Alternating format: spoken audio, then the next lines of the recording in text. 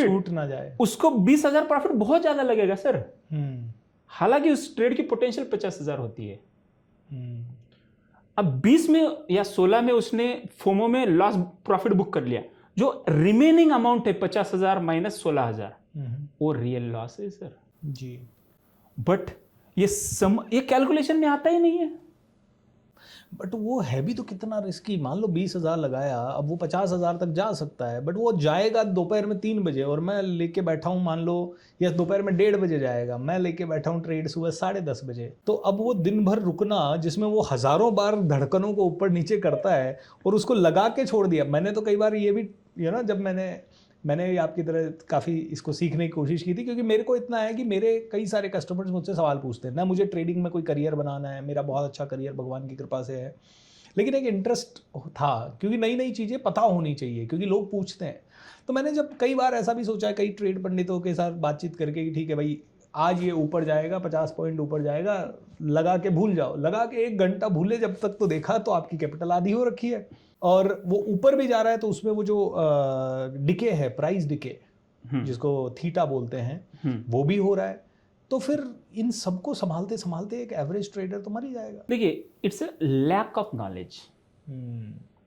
Theta कब dominate करता है? जब एक्सपायरी 10 दिन 15 दिन हो तो। अगर उसका डेल्टा सही हो, डेल्टा यानी कि डायरेक्शन में, सिंपल बोलता हूं सर, मेरे पास कार है, ओके, कार में जो स्टीयरिंग है वो है डेल्टा, ठीक है। अब कार में जो फ्यूल है, पेट्रोल, वो है थीटा जी। रोड का कंडीशन जो है वो है वेगा, करेक्ट, ठीक है। एंड जो एक्सेलरेटर है वो है गैमा, ओके। अब अगर आप एक ही फैक्टर पे डिपेंड रहेंगे, उसको ऑप्शन ग्रीक्स कहते हैं, एक ही फैक्टर को देखेंगे, बाकी भी अपने दोस्त है। ऑप्शन बायर का दुश्मन है थीटा, बट डेल्टा दोस्त है, वेगा दोस्त है।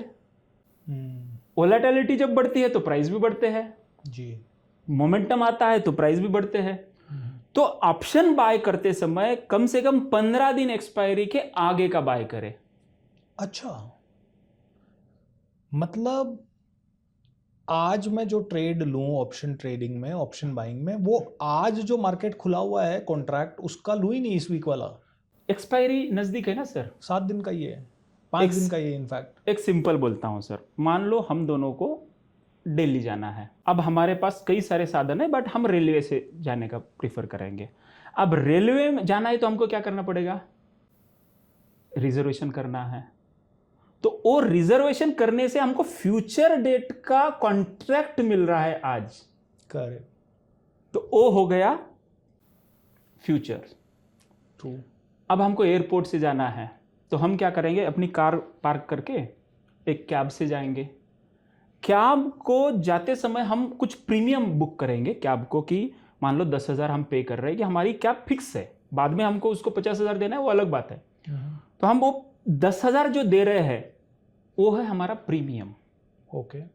उसको ऑप्शन बाइंग में वो प्रीमियम हम दे रहे हैं। अब वो प्रीमियम हम किसी और को बेच भी सकते हैं। डिमांड बढ़ गई तो 10,000 का 12,000 हो गया, हमने किसी को बेच के वो स्क्वायर ऑफ हो गया जी। तो हम जो एक्सपायरी 15 दिन 1 महीने की रखते हैं ऑप्शन बाय करते समय, थीटा हमारा कुछ बिगाड़ कोई दिक्कत नहीं सकता। उसके अलावा डेल्टा हमारा दोस्त होता है, वेगा हमारा दोस्त होता है। बस कीचड़ में नहीं फंसना है सर हमको। करेक्ट। कीचड़ में आने के, हम पुणे में रहते हैं, हम यहां से निकल रहे हैं, सबसे पहले ट्रैफिक आएगा ना सर। तो ट्रैफिक यानी कि हमारा ट्रैप है। ट्रू। तो हम एक्सप्रेस हाईवे पे जाएंगे तभी गाड़ी जोर से भागेगी। एब्सोल्युटली। तो लेकिन ट्रेडर गलती क्या करते हैं? ट्रैफिक में ही ज्यादा क्वांटिटी डाल देते हैं। अब वहां पे आगे पीछे में वो लॉस में निकल जाते हैं। जब हाईवे में जाने की बारी आती है उनके पास कैपिटल नहीं रहता है। नहीं है। तो मान लो हाईवे पे गए, मतलब 2 महीने बाद का, 1 महीने बाद का हमने कॉन्ट्रैक्ट लिया, तो 1 महीने बाद का जो कॉन्ट्रैक्ट अगर हम लेते हैं, तो उस पे भी आज अगर मैंने वो कॉन्ट्रैक्ट एग्जीक्यूट किया तो उसमें भी मेरे को आज ही प्रॉफिट मिल सकता है। यस। वाओ। मान लो आपने आज रेलवे का रिजर्वेशन किया, 5,000 रुपये हमने पे किया। करेक्ट। कल कोई आके बोलता है कि नहीं मुझे अर्जेंट है, मैं आपको 6,000 देने के लिए तैयार हूं। बिल्कुल। एंड आपको उसकी जरूरत नहीं है, तो हम देखिए 1000 अपना मुनाफा कर लेंगे। Awesome, very nice. दोस्तों देखिए कितनी सिंपल नॉलेज है। एक काम करेंगे, इस नॉलेज को आइए थोड़ा समझते हैं वाइट बोर्ड पे, चार्ट वगैरह के माध्यम से, बिकॉज ऐसे आप में से कई लोग कंफ्यूज हो सकते हैं। तो अनिल जी से कुछ रियल सवाल होंगे इस रियल टॉक में, और आप में से हर एक व्यक्ति इस पॉडकास्ट को ना बहुत बहुत ध्यान से देखे।